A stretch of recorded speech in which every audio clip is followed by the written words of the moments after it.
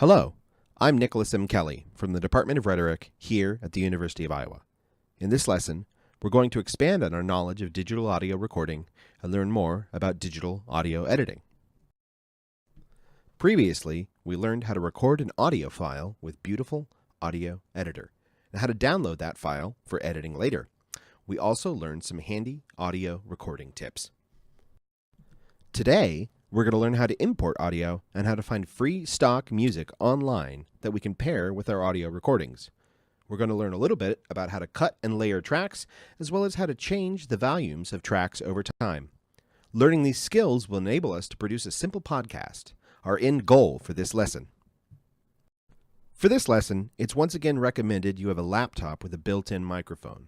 You will also need the Google Chrome browser. Google Chrome is the only browser that will work with BAE. So, if you do not have Google Chrome, you will have to install it or use a computer that has it installed. Now, let's go back to BAE. You can find a link on the left side of this slide. As before, I recommend you pause occasionally to reference the BAE interface you have open and follow along.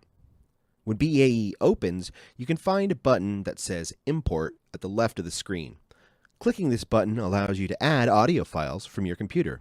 You could even import the audio file from our previous lesson. A great way to take advantage of the import feature is to add free stock music to your recordings. There are a number of sources for free stock music online. These music files can be great for intro or outro music on recordings, or background music you can talk over.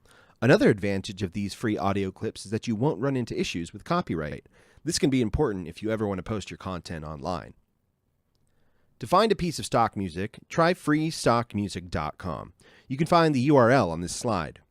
To add content from free stock music, simply download the song you want, then use the import function to bring the music into BAE. Now that we know how to record and import audio, let's talk about how we can make multiple tracks of audio work together. As you can see from this image, when you have multiple audio tracks, each waveform appears as a separate line in the BAE interface.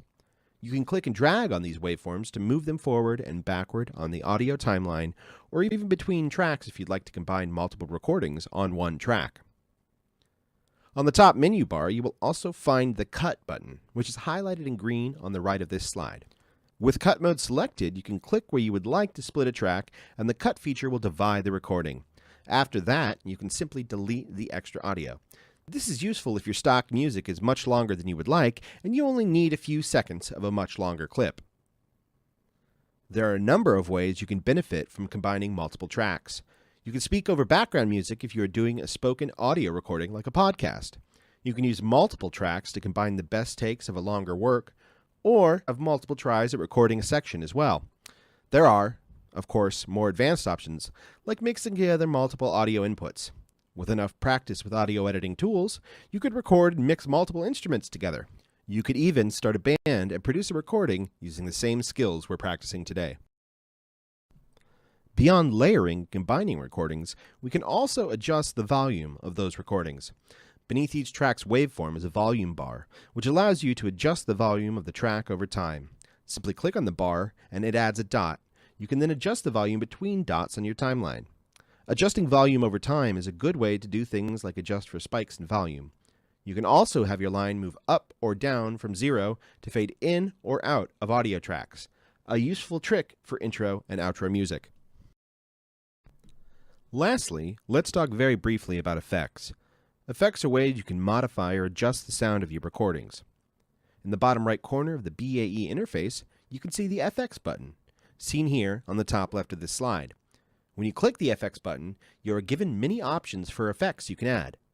Some common effects found in this list are reverb and compression. Reverb allows you to add echo to your recordings, as though you are in a large space. Compression removes peaks and valleys of volume in a track. None of these effects are required for our purposes today, but they can be interesting to play with as your recording skills grow. Now, we have the chance to put everything we've learned about audio recording and editing to use.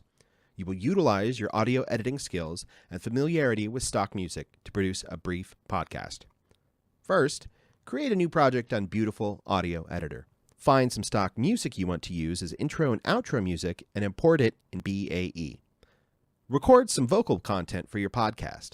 Introduce yourself, then share your thoughts on some recent news item. Have 2 to 3 minutes of content.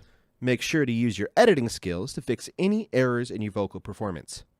After you've done that, use volume adjustments to fade your intro and outro music in and out at the beginning and end of your recording. When you're all done, export your audio and upload the audio file to the Activity 3 assignment.